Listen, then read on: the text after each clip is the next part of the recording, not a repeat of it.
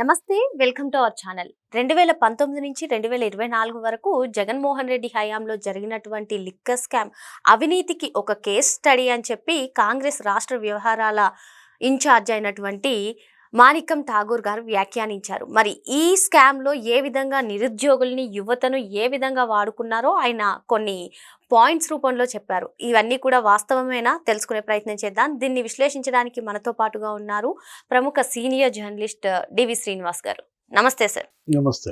Jagan scientific method of correction అని ఈ liquor scam ని పిలవాలి అని చెప్పి ఈయన మాణిక్యం ఠాగూర్ గారు అన్నారు సార్. అంతేకాకుండా అసలు ఈ లిక్కర్ స్కామ్ అవినీతికి ఒక కేస్ స్టడీ, అసలు యువతను, నిరుద్యోగుల్ని ఇందులో ఏ విధంగా వాడుకున్నారో ఆయన కొన్ని స్టెప్స్ రూపంలో చెప్పడం జరిగింది సార్. నిజంగా అసలు ఈ లిక్కర్ స్కామ్ గురించి ఆయన చెప్పిన తీరుని ఏ విధంగా చూడాలంటారు? అంటే సైంటిఫిక్ మెథడ్ అనేది జనరల్గా ఏదన్నా ఉంటే డాటా సైన్స్ లేకపోతే డాటా అనాలిటిక్స్, ఇప్పుడు కొత్తగా వస్తున్నటువంటి ఆర్టిఫిషియల్ ఇంటెలిజెన్స్, లేకపోతే మిస్సైల్స్, ఏదో డిఫెన్స్, ఇట్లాంటి ఏరోస్పేస్, వీటిలో వినపడేటటువంటి ఆ పదం కరప్షన్లో వినపడింది ఏంటంటావా? That is Jaganmohan Reddy. అంటే సైంటిఫిక్ మెథడ్ ఆఫ్ కరప్షన్ ఇవాళ జగన్మోహన్ రెడ్డి లిక్కర్ స్కామ్ ఒక కేస్ స్టడీ అన్నాడంటే వందలాది ఇంజనీరింగ్ గ్రాడ్యుయేట్లని ఇందులో వసూలు రాజాలుగా మార్చాడు. అతను ఎవరు? వరుణ్ పురుషోత్తం. అతను ఇక్కడెక్కడో బంజారా హిల్స్ ఎక్కడో కేఫ్టేరియా అందులో కాఫీ బాయ్గా ఉన్నాడని, ఇంజనీరింగ్ గ్రాడ్యుయేట్. ఒక ఎన్ఆర్ఐ డాక్టర్ ఎవరో రమేష్ రెడ్డి అక్కడ కాఫీలు తాగుతూ ఇదేంటి ఇంజనీరింగ్ గ్రాడ్యుయేట్ ఇక్కడేంటి నువ్వు అంటూ అతన్ని జగన్మోహన్ రెడ్డి గ్యాంగ్లో చేర్చాడని. ఇప్పుడు లీలా డిస్టిలరీస్ ఏంటది, ఏపీకి అతనే ఇన్ఛార్జిగా మరి 450 కోట్లు ఒక లీలా డిస్టిలరీస్తో కొనిపించటం లిక్కర్. లేకపోతే చెన్నై ఐఐటిఎన్ ఎవరతను?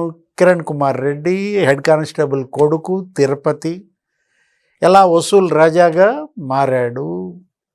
ఇంకొక ఐఐటిఎన్ చెన్నై, ఏది కిరణ్ కుమార్ రెడ్డి క్లాస్మేట్ ప్రణయ్ ప్రకాష్. ఇప్పుడు అదే టాంజానియా, జింబాబ్వే, చెవిరెడ్డి భాస్కర్ రెడ్డి అక్కడ ఇనుప శుద్ధి కర్మాగారమో లేకపోతే ఫుడ్ ప్రాసెసింగ్ ప్లాంట్స్, ఎట్లా వందలాది ఇంజనీరింగ్ గ్రాడ్యుయేట్లని ఇందులో ఇన్వాల్వ్ చేసి జగన్మోహన్ రెడ్డి వాళ్ళని అసలు ఇక బయటకు రాలేని పరిస్థితి. అవినీతి కుంభకోణంలో చిక్కుకుని వాళ్ళంతా ఇవాళ గిజ విల కొట్టుకుంటున్నటువంటి పరిస్థితులకి జైళ్ళు. అంటే ఇంకా ఆయన చాలా తీవ్రమైనటువంటి వ్యాఖ్యలు చేశాడు మాణిక్యం ఠాగూర్. ఇప్పుడు ఎంపీ లేకపోతే ఏఐసిసి జనరల్ సెక్రటరీ, ఆంధ్రప్రదేశ్ వ్యవహారాల ఇన్ఛార్జ్, అతను ఏమంటున్నాడు? అమిత్ షా మోడీ సైలెన్స్ సెక్యూరిటీ అంటున్నాడు. జగన్మోహన్ రెడ్డి ఈ అవినీతి కుంభకోణాలకి అమిత్ షా మోడీ నిశ్శబ్దం రక్షణ అన్నాడు. అంటే అటు ముఖ్యమంత్రిగా ఉన్నప్పుడు ఆయన ఎంపీల బలంతో ఏదో బీజేపీ తెస్తున్న బిల్లుల ఆమోదం అప్పుడు వదిలేశారంటే అర్థం. ఇప్పుడు కూడా మరి మీ సైలెన్స్ ఏంటి, మీ రక్షణ ఏంటి అనేది మాణిక్యం ఠాగూర్ ప్రశ్న. షర్మిల కూడా అదే ప్రశ్నిస్తోంది. చంద్రబాబు ప్రభుత్వాన్ని నా పర్యటనలపై ఇన్ని ఆంక్షలు పెడుతున్నారు, అసలు నేనే ఆందోళన పిలిపించినా, ఏ ధర్నా చేస్తానన్నా నన్ను అరెస్టులు చేస్తున్నారు, ఆంధ్రరత్న భవన్లో నుంచి విజయవాడలో బయటికి రానియటం లేదు, మరి జగన్మోహన్ రెడ్డిని ఎలా వదిలేశారు? అతనేమో తొక్కుకుంటూ వెళ్తున్నాడు, ప్రాణాలు తీస్తున్నాడు. ఆయన క్యాన్వాయ్ ఆయన వెహికల్ కిందే ఒకరిని తొక్కి పడేశారు.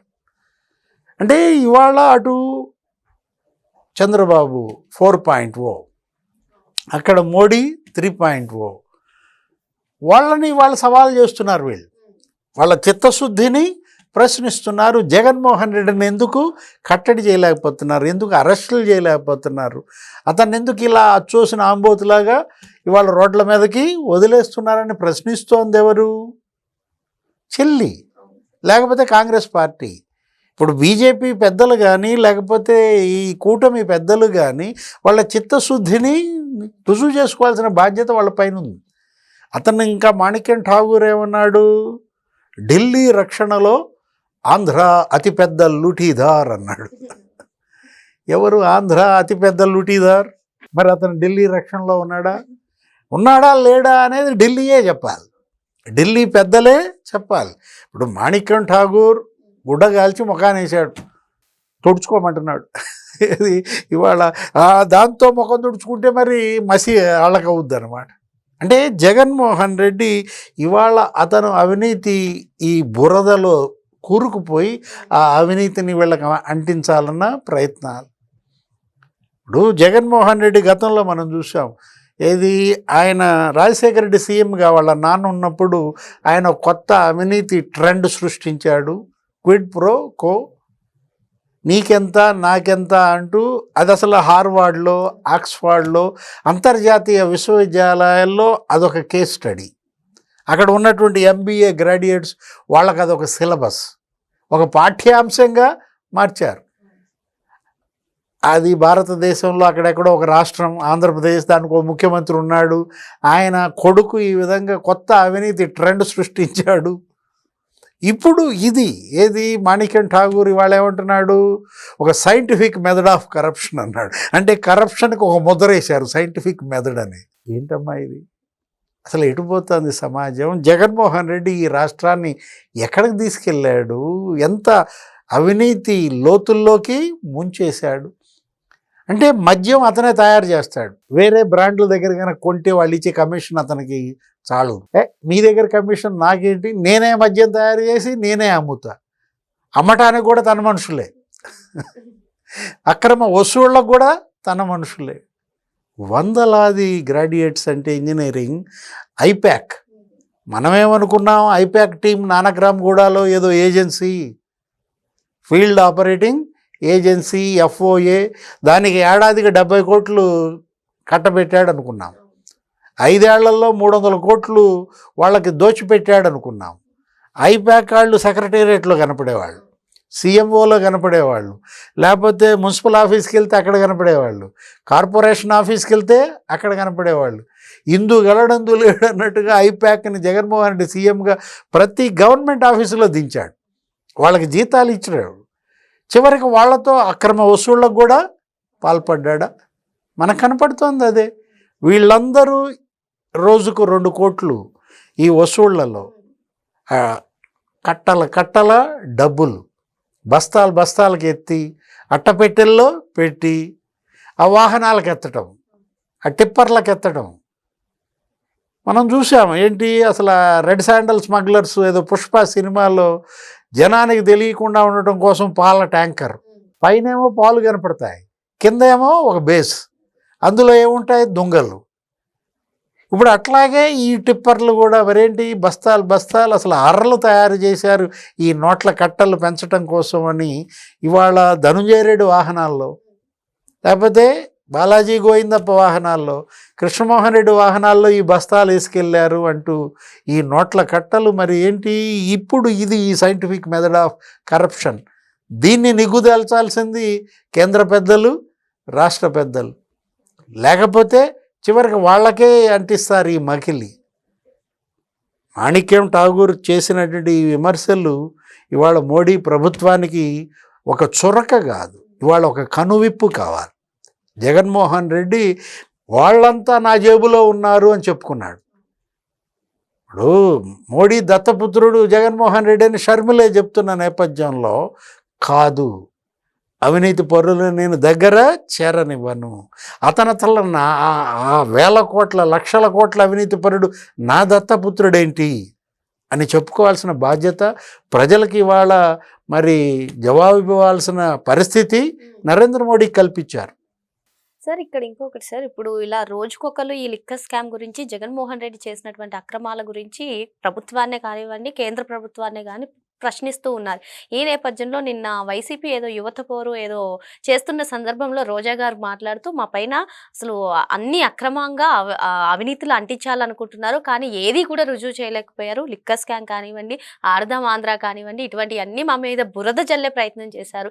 ఇందులో ఒక్కటి కూడా రుజువు కాలేదు. ప్రజల్లో మాకు ప్రజాదరణ పెరిగిపోయింది, మేము ఏమి అవినీతి చేయలేదు, జగన్మోహన్ రెడ్డి ఒక్క రూపాయి కూడా అవినీతి చేయలేదు. ఇటువంటి కామెంట్స్ చేయడాన్ని ఏ విధంగా చూడాలి? అంటే ఒక మాజీ మంత్రిగా, నగరి శాసనసభ్యురాలుగా పనిచేశారు. ఆమె చేసేటువంటి విమర్శలకు ఒక బలం ఉండాలి, ఒక హేతుబద్ధత ఉండాలి. ఇవన్నీ వదిలేసి, ఇప్పుడు పవన్ కళ్యాణ్ మీద కేసు ఉంది, ఆయన అరెస్ట్ చేశారా?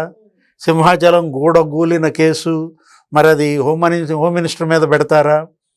అసలు మాట్లాడే మాటలకు అర్థం పర్థం లేకుండా ఇప్పుడు వీళ్ళేంటి వాళ్ళ రోజా కావచ్చు, లేకపోతే ఇంకా మిగతా నాయకులు కావచ్చు, వీళ్ళు జగన్మోహన్ రెడ్డికి మంచి చేస్తున్నారా, అతను జైలుకి వెళ్ళేదాకా వీళ్ళు నిద్రపోయేటట్లేరు. ఇప్పుడు ఎంత తొందరగా జగన్మోహన్ రెడ్డిని జైలుకి పంపిస్తే మాకంత సేఫ్, మేము శుభ్రంగా ఇంట్లో కూర్చోవచ్చు అనుకుంటున్నారా? వీళ్ళ మాటలు అలాగే కనపడుతున్నాయి, వీళ్ళ చేతలు అదే విధంగా ఉన్నాయి. నిన్న చూసాం ఆ తొక్కి పడేసిన ఇన్సిడెంట్. ఆయన వాహనం కిందే సింగయ్య బాడీ ఉన్నప్పుడు వాహనాన్ని ముందుకు పోనీ అన్నది ఎవరు? తొక్కేయమ్మా అన్నది ఎవరు? అందుకే ఇవాళ పవన్ కళ్యాణ్ కూడా అంటున్నాడు, ఏమని? తొక్కి నారదీస్తామంటున్నాడు.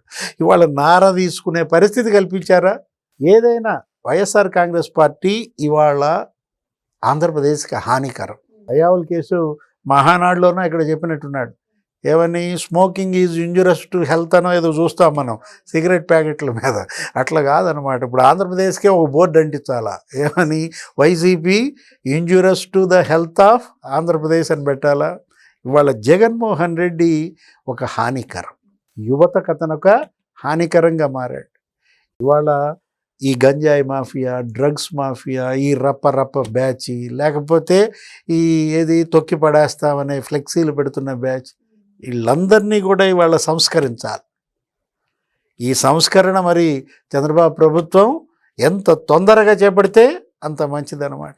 మరి ఆంధ్రప్రదేశ్ అభివృద్ధికి జగన్ ఒక హానికరమని వెంటనే జగన్ పైన చర్యలు తీసుకోవాలని చెప్పి సార్ చెప్తున్నారు. Thank you sir. నమస్తే.